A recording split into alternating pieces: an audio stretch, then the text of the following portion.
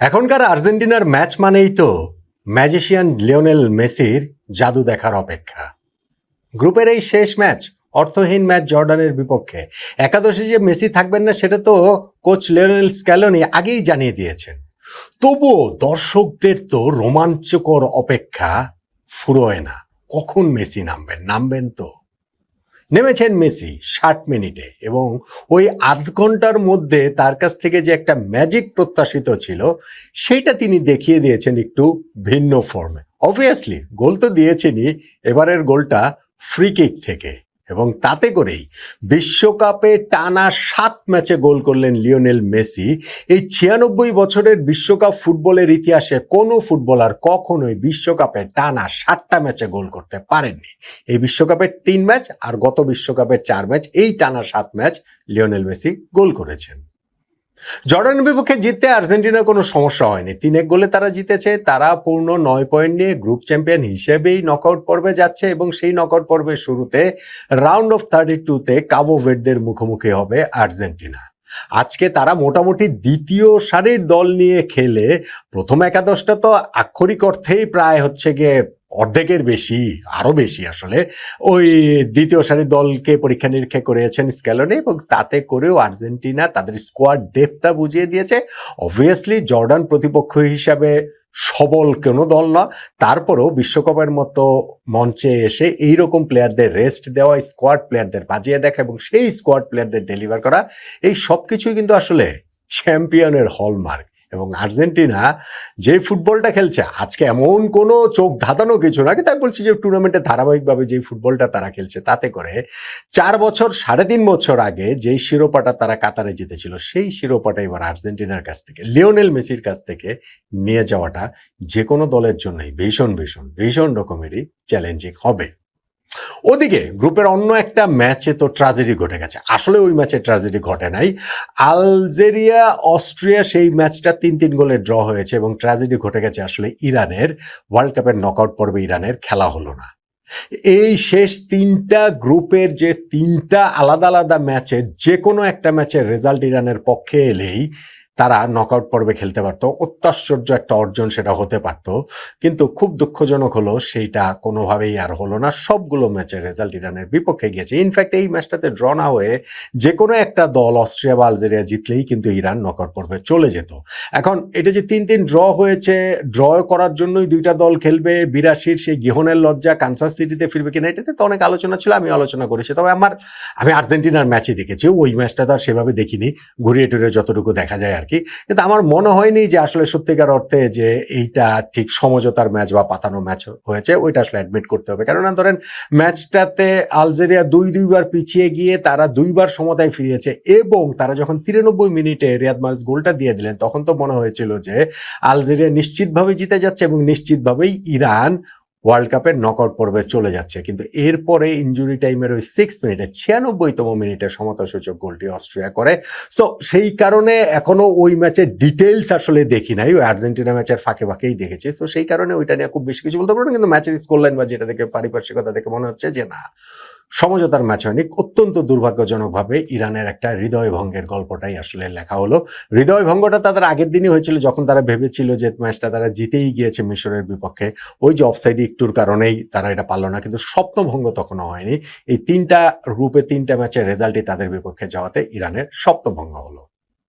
আর আর্জেন্টিনার স্বপ্ন, তাদের স্বপ্ন তো হচ্ছে কি শিরোপাটা ধরে রাখা। 4 বছর আগে যেই শিরোপাটা তারা জিতেছিল, আমি মেসির কথা বলছিলাম, 60তম মিনিটে তিনি নামলেন এবং 80তম মিনিটে একটা ফ্রি কিক পেলেন। সেই ফ্রি কিকে মোটামুটি 2টো দেয়াল দাঁড়িয়ে গেল। একটা হচ্ছে কি আর্জেন্টাইন প্লেয়ারদের 3জন নিয়ে দেয়াল, এবং আরেকটা হচ্ছে কি জর্ডানের প্লেয়ারদের দেয়াল। এবং এর মধ্যে দিয়ে যেভাবে তিনি হচ্ছে গিয়ে রাউন্ড দ্য ওয়ালে শটটা বাঁকিয়ে, জর্ডান কিপার আসলে কোনো সুযোগই পেলেন না। তিনি হয়তো বলটা অ্যান্টিসিপেটও ঠিক মতো করতে পারেনি, ভেবেছিলেন হয়তো বা ওয়ালের উপর দিয়ে মেসি মারবেন, আর সেই কারণে একটু ওই দিকেই তিনি চেপে গিয়েছিলেন।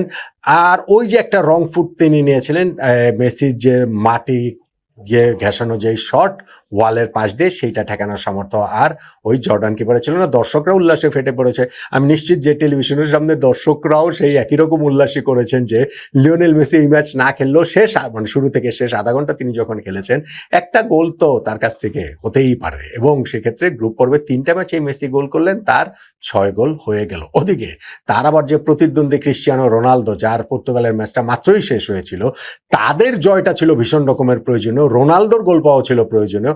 ওইখানে পর্তুগালও কিছু করতে পারেনি, রোনালদোও কিছু করতে পারেননি, কিন্তু মেসির যেখানে হচ্ছে গিয়ে তার এখানে খুব বেশি কন্ট্রিবিউট করার ছিল না। মেসি ঠিকই আসলে এই ম্যাচটাতেও গোলটা পেয়ে গেলেন। ওয়ার্ল্ড কাপে তার গোল সংখ্যাটা 3+2+1, 6 গোলে তিনি নিয়ে গেলেন এই ওয়ার্ল্ড কাপের গোল সংখ্যাটা, আর ওভারঅল ওয়ার্ল্ড কাপের গোল সংখ্যাটা তো 19-এ তিনি নিয়েই গেলেন, সেটা সর্বোচ্চ। এবং এইখানটাতেও গোল্ডেন বুটের রেসে লিওনেল মেসি অনেকখানি এগিয়ে গেলেন গ্রুপ পর্বের খেলা শেষে। এখন আর্জেন্টিনা আজকে বলছিলাম যে চেঞ্জ 11 নিয়ে খেলছে, যেমন ধরেন লাউতারো, হুলিয়ান আলভারেজ দুজনকেই তারা খেলিয়েছে। মিডফিল্ডে যে তাদের ট্রায়ো, সেই এনজো, ম্যাকালিস্টার, রদ্রিগো ডি পল, কাউকেই তারা নামায়নি। ডিফেন্সেও যে first choice defensive player Cristian Romero, Lisandro Martinez, তাদেরকে নামায়নি। ফলে আর্জেন্টিনা অন্যরকম একটা দল নিয়ে খেলছে, এবং তারপরেও কিন্তু তারা শুরুতেই 2টো গোল পেয়ে গিয়েছে, মোটামুটি হাফ অ্যান আওয়ারের মধ্যেই তারা 2 গোলে এগিয়ে গিয়েছে। এবং তাতে করে জিওভানি লো সেলসো প্রথমে তিনি একটা গোল পেয়েছিলেন, ভুলটা অফসাইডের কারণে বাতিল হয়ে যায়, ভালো গোল দিয়েছিলেন, কিন্তু তারপরে ফ্রিকিক থেকে আরো দুর্দান্ত একটা গোল সেই লো সেলসোই দিলেন। আর সেকেন্ড গোলটা পেয়ে গেলেন হচ্ছে গিয়ে লাউতারো মার্টিনেজ। তার গোল পাওয়াটা তার নিজের কনফিডেন্সের জন্য প্রয়োজন, আর্জেন্টিনার জন্য আসলে প্রয়োজন। ইনফ্যাক্ট ওইটাতে মনে হচ্ছিল যে লাউতারো ওই অ্যাটাকের মুভটার মধ্যে তার ফ্লিকটা বারে লেগে প্রতিহত হয়, সেই ফিরতি বলটাতে হুলিয়ান আলভারেজ যে হেডটা করেন পয়েন্ট ব্ল্যাক রেঞ্জ থেকে, সেইটা জর্ডানের কিপার সেভ করেন। কিন্তু ওইটা ভিআর দেখার জন্য রেফারিকে আমন্ত্রণ জানানো হয়, এবং সেই ভিআরে আর্জেন্টিনা পেনাল্টিটা পেয়ে যায়, কেননা ওইখানে লাউতারোর গায়ে মুখের উপরে হচ্ছে ওই যে বুটটা লেগেছিল, মাথায় বুটটা লেগেছিল, সেটা বোঝা গিয়েছে। ফলে পেনাল্টি থেকে লাউতারো মার্টিনেজ গোল করে দলকে এগিয়ে নিয়ে, মানে ওইখানটাতে হচ্ছে গিয়ে তিনি তার ওয়ার্ল্ড কাপের প্রথম গোলটা করেন। আর লো সেলসো পরেও একটা গোল করেছিলেন, কিন্তু সেইটাও হচ্ছে গিয়ে ওই অফসাইড, লাউতারো ওই অ্যাটাকের বিল্ড আপটাতে তিনি অফসাইড ছিলেন, সেই কারণে সেটা বাতিল হয়ে যায়। 2 গোল খাওয়ার পর কিন্তু একটা গোল দিয়েছিল জর্ডান, কিন্তু নট নেসেসারিলি সেইটাতে যে তাদের কামব্যাক করার কোনো রকম মানে বোঝা যাচ্ছিল তারা কামব্যাক করবে না, বিষয়টা সেটা না। তারপরেও আর্জেন্টিনার জালে এইবারের ওয়ার্ল্ড কাপে সেটা প্রথম গোল। আর্জেন্টিনার কোচ স্ক্যালোনে নিশ্চয়ই এটাতে খুব একটা খুশি হবেন না, কিন্তু খুশি হবেন নিশ্চয়ই সবাই সেই লিওনেল মেসি। তারপরে যে তিনি মাঠে নামবেন, এবং তারপরে ওই যে আধা ঘন্টা সময় তার কাছ থেকে খুব একটা কিছু চাহিদাও নাই, তার কাছ থেকে খুব একটা কিছু প্রয়োজনও নাই এই ম্যাচে, জাস্ট শুধু হচ্ছে গিয়ে গা গরমের মতোই, জাস্ট শুধু হচ্ছে গিয়ে আধা ঘন্টা একটুখানি হচ্ছে গিয়ে দলের ওই খেললেন আর কি, আধা ঘন্টা এইরকমই।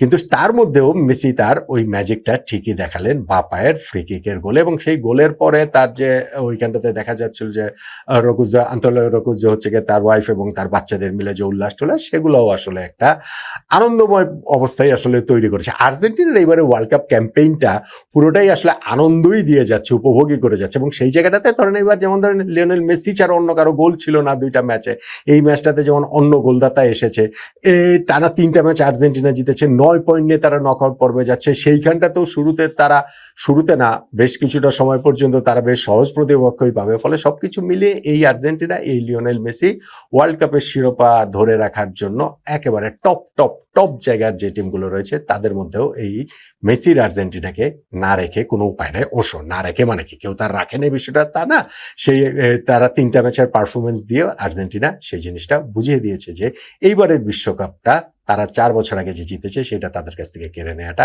মেসির কাছ থেকে নিয়ে নেওয়াটা মোটেই সহজ হবে না। ঠিক একই রকম ভাবে গোল্ডেন বলটাও মেসির কাছ থেকে নেওয়াটা সহজ হবে না। আবার ঠিক একই রকম ভাবে যেই গোল্ডেন বুটটা ক্যারিয়ারে কখনো তিনি জেতেননি, সেই গোল্ডেন বুটটাও এইবারের ওয়ার্ল্ড কাপে জেতার পথে গ্রুপ পর্ব শেষে 6 গোল করে অনেক দূর তো লিওনেল মেসি এগিয়েই গেলেন, নয় কি?